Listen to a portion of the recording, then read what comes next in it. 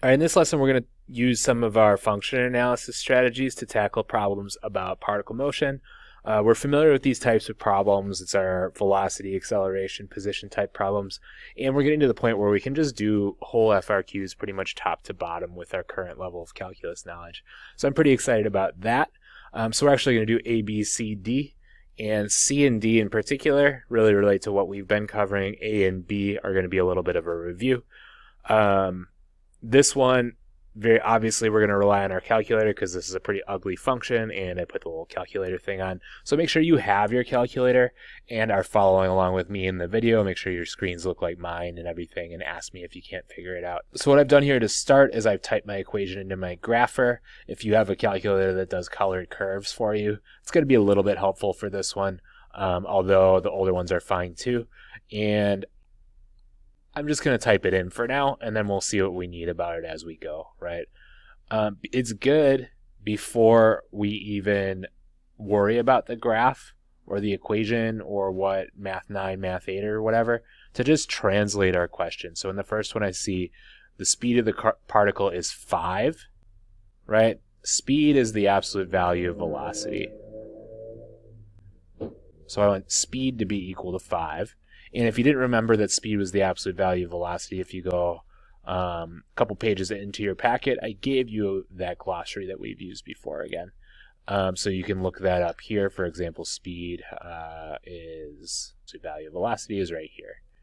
Okay, so I want the absolute value of my velocity to be 5. And notice it gives me a certain time. So I'm going to go ahead and draw a box around that. And it's different from the question stem, so that's a good thing to notice. So what I'm going to do with that value is I'm going to set my window to what I'm looking for. So I had it on 0, 8 before because of the question stem, but this says from 4 to 7. The default is negative 10 to 10, right?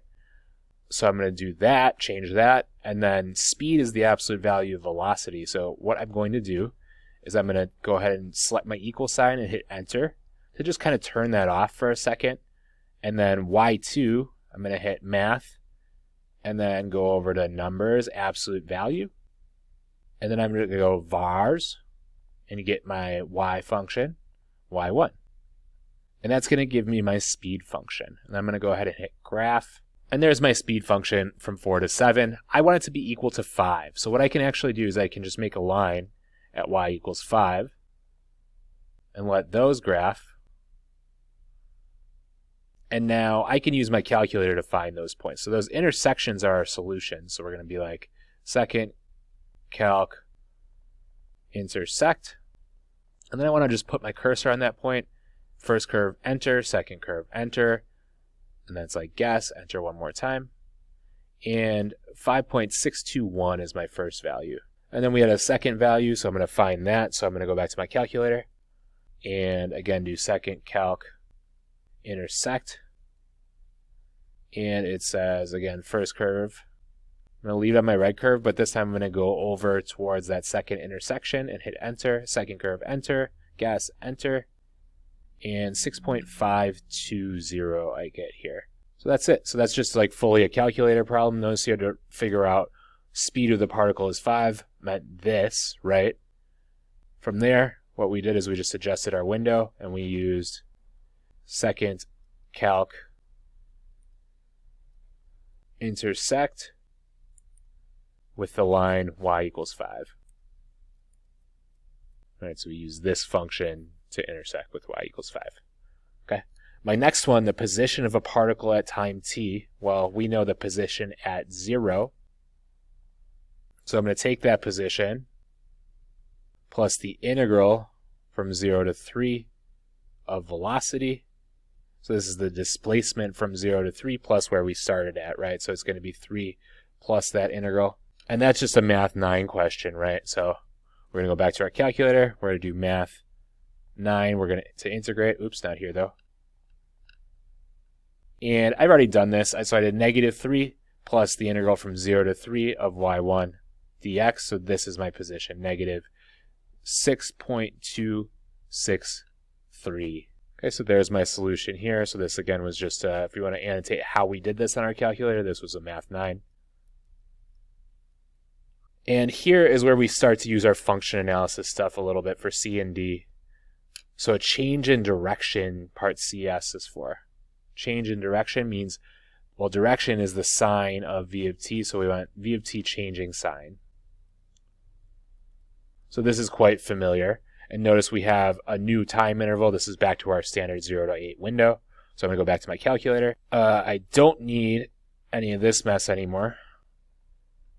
And I do need my window to be on 0 to 8, so I'm going to change that. And we're just going to take a look at the graph, and we're looking for sign changes.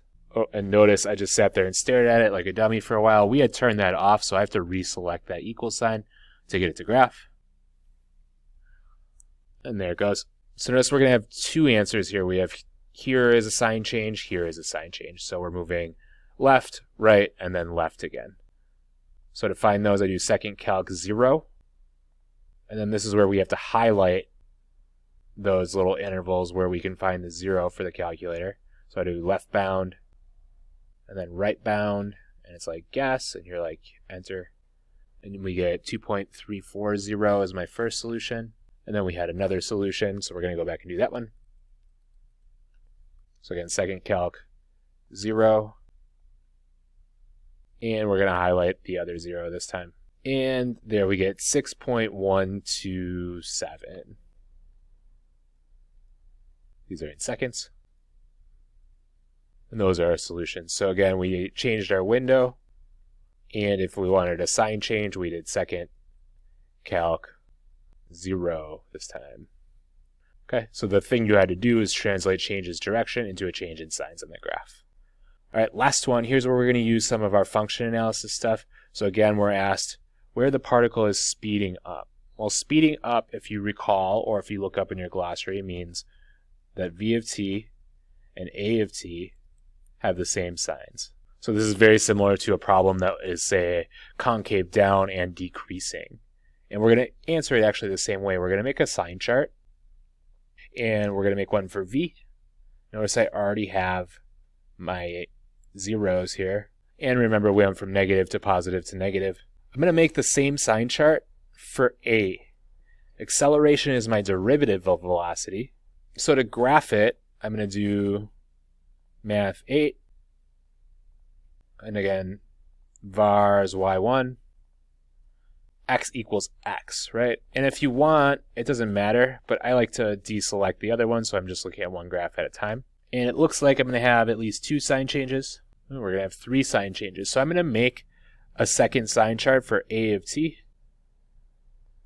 And remember, I'm going to line them up so that we can easily see where our intervals overlap. So I'm going to find all my zeros. I'm just going to do my first one now, and I'll do the other 2 off camera. So 0.575. So I went ahead and found my other 2 zeros and created my sign chart. This one's quite tricky because, remember, we want our signs to be the same, right? So we don't care if they are both positive or both negative, right? So for example, here I have negative intervals overlapping. And then here I have positive intervals overlapping. So I have 3 solutions here.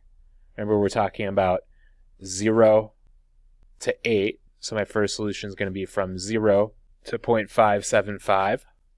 So that's the endpoint of my first blue box. And then my second blue box starts at this value of t. So from 2.340 to 4.774. And then my last one, 6.127 to 7.575. So this one is a lot of work on the calculator to get all of these values. Okay, so notice now what we did here is to get acceleration, we graphed our math 8 of our y1, and then this was again our window, and then these again are second calc 0. The last thing we need to do is we were asked to justify our answer in these 2. So our justification is really just showing that we know what we're talking about. So here, my justification, I was looking for a sign change. right? And here, my justification is just that my signs are the same. That's what speeding up means. Okay, so that's the end of the lesson. If you want a specific example of a tricky graphs problem in Delta Math, keep watching. Otherwise, feel free to jump in to your problems here.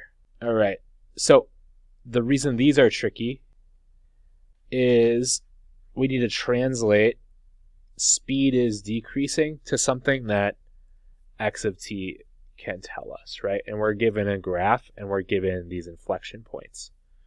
So speed is decreasing means acceleration and velocity have opposite signs, right?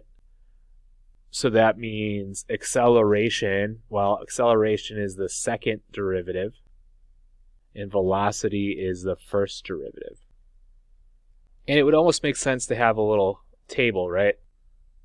So if I have x prime of t and x double prime of t, what I can have either is 1 positive, 1 negative this way, or 1 negative, 1 positive this way if they have the opposite signs. So then I just need to think about how this would look on the graph, right? In my first case, this would be increasing and concave down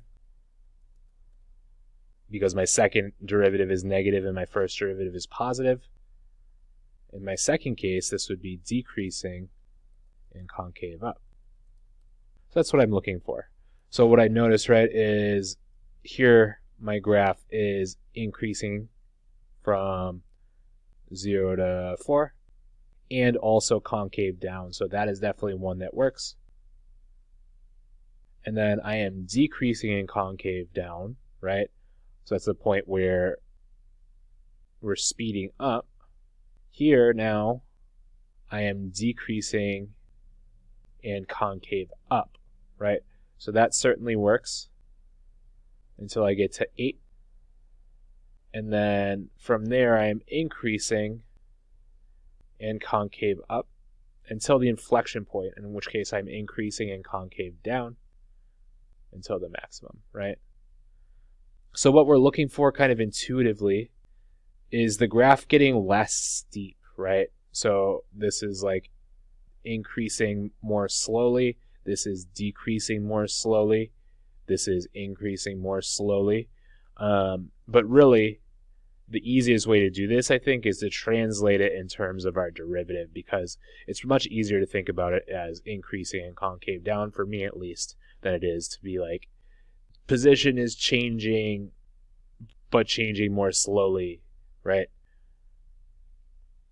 So my final answer then would be 0 to 4, 5 to 8, and 10 to 13 are my intervals.